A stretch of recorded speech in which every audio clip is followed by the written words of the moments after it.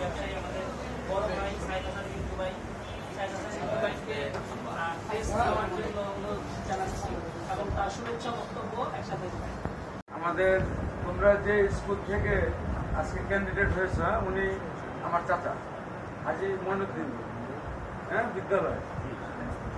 এবং তোমার যে টিচার আমরা জানি, শুনছি তোমরা সবাই এই টিচারকে ভালোবাসো, অত্যন্ত ভালোবাসো। উনি আমার ভাই গিয়াসউদ্দিন। এবং আজকে আমাদের ক্যাম্পাস স্কুলের প্রধান শিক্ষক আছে এবং আমার আরেক ভাই আছে মাইনুল এবং সরকারি শিক্ষক যারা আছে, স্কুলের প্রতিষ্ঠাতা গিয়াসউদ্দিন আছে, আমাদের মোবারক এবং আমাদের নেতা আসলাম ভাই এবং আমাদের প্রধান অতিথি আছেন আজকের এই অনুষ্ঠানের মধ্যমণি মোহাম্মদ আলী ভাই। সবাইকে এই মইনুদ্দিন হাজি মইনুদ্দিন উচ্চ বিদ্যালয়ের পক্ষ থেকে জানাই রক্তিম শুভেচ্ছা অভিনন্দন। তো আজকে বক্তব্য অবকাশ নাই। এখন যে সময়টা চলে আসছে, শিক্ষার কোনো বিকল্প নাই, শিক্ষার কোনো বিকল্প নাই। একটা সময় ছিল আমাদের সময় যে ওই সময় গার্জেনরা মনে করতো যে আমার ছেলেটা টাইমের জন্য ম্যাট্রিক পাস করলেই চলে, শিক্ষিত হয়ে গেছে, ঠিক আছে। এবং একটা সময় ছিল আন্ডার ম্যাট্রিকও চাকরি পাইতো। কিন্তু এখন শিক্ষার এত অপরিহার্য শিক্ষার কোনো বিকল্প নাই। আমাদের এক মহান নেতা বলেছিলেন না যে আমাকে একটি শিক্ষিত মা দাও, আমি একটা শিক্ষিত জাতি উপহার দিব।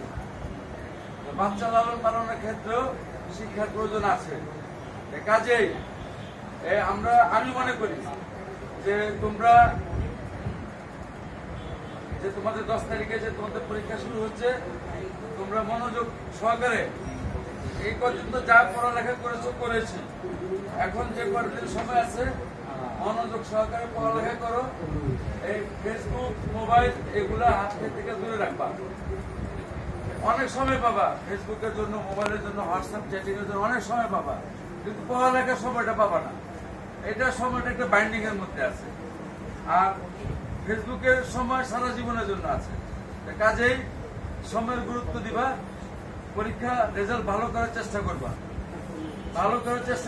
আগামীতে আরো উচ্চতর পড়ালেখার জন্য নিজেকে প্রস্তুত করবা।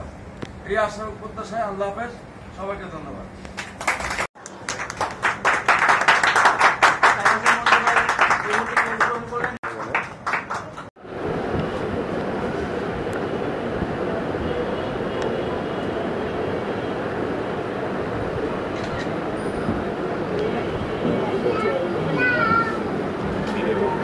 সামনে দাঁড়া এই